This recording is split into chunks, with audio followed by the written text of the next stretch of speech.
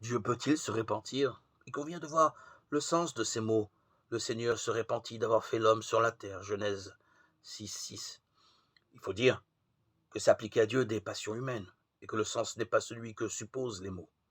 Il est dit de Dieu qu'il se répand non parce qu'il est sujet à une passion, mais pour montrer la grandeur du péché.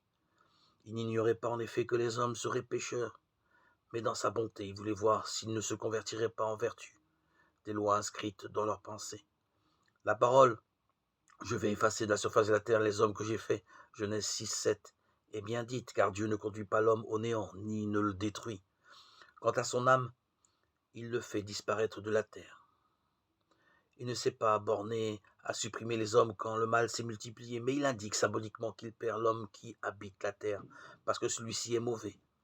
C'est en effet le méchant qui habite la terre, le saint n'y habite pas, il y séjourne. L'intention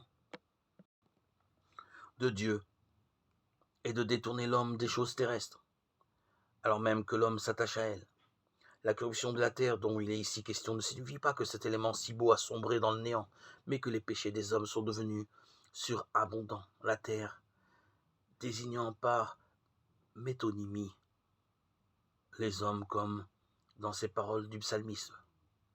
Que toute la terre t'adore et te chante. Psaume 65, 4.